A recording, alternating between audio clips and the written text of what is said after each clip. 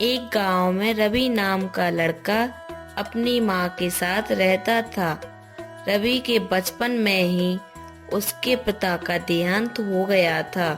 रवि के पास एक गाय थी जिसका दूध वह गांव में बेचता था।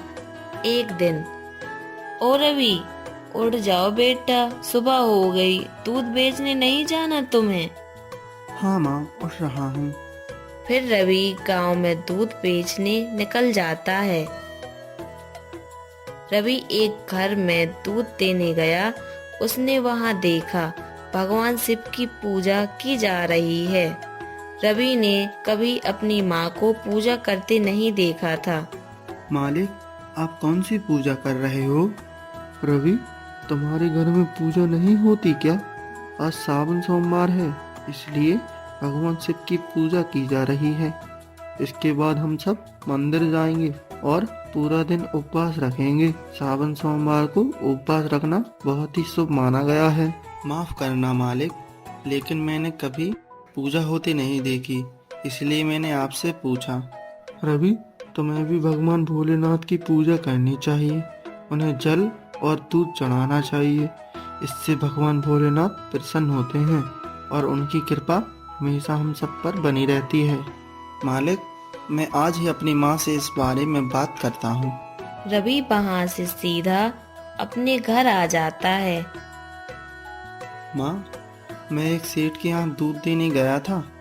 वहाँ भगवान भोलेनाथ की पूजा हो रही थी, तो मैंने सेठ से पूछा, ये किस चीज़ की पूजा हो रही है? तो सेठ ने बताया, सावन सोमवार को भगवान भोलेनाथ की पूजा करते हैं और उन्हें दूध चढ़ाते हैं। इससे भोलेनाथ प्रसन्न होते हैं। सेठ बोल रहे थे, हमें भी पूजा करनी चाहिए। माँ, तुम घर में पूजा क्यों नहीं करती?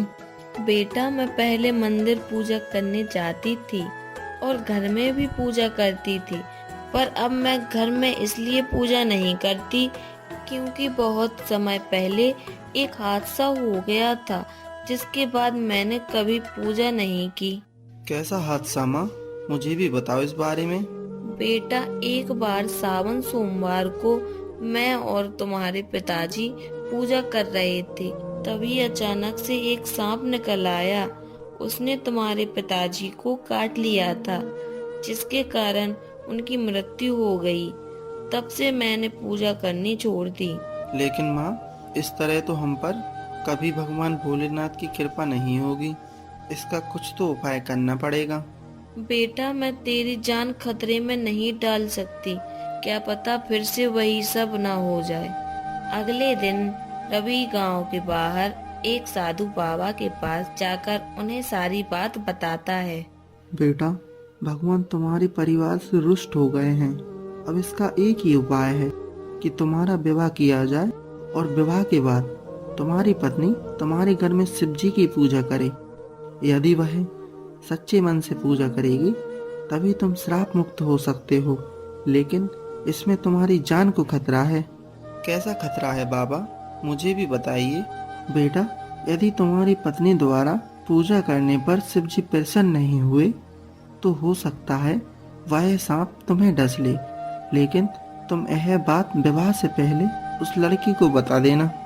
यदि वह यह सब सुनकर विवाह के लिए तैयार हो, तभी आगे बढ़ना। समझ गए ना?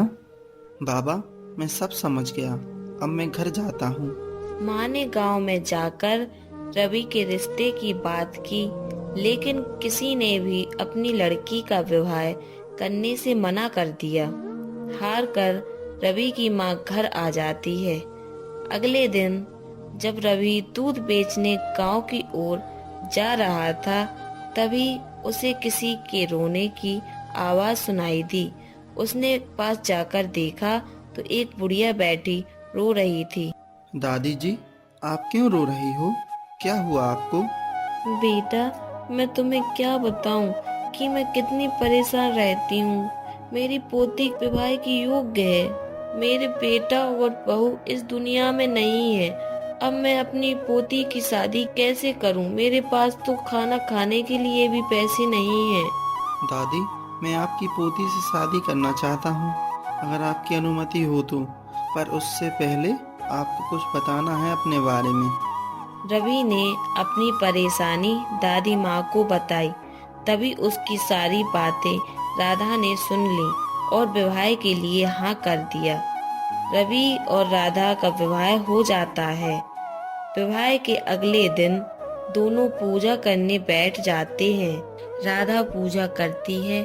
पूजा करते समय राधा भगवान भोलेनाथ के शिवलिंग पर दूध चढ़ाती है और सच्चे मन से प्रार्थना करती है, भोलेनाथ, यदि आप रुष्ट हैं तो मेरे प्राण ले लीजिए, मगर मेरे परिवार को इस श्राप से मुक्त कर दीजिए। आप तो अंतर्यामी हो बाबा, बस इतनी ही विनती है। फिर दोनों पूजा खत्म करते हैं और माँ को बताते हैं। रवि बहुत प्रसन्न होता है।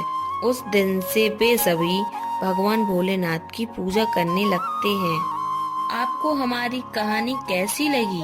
कमेंट करके जरूर बताएं और ऐसी ही कहानी देखने के लिए हमारे चैनल को सब्सक्राइब करें।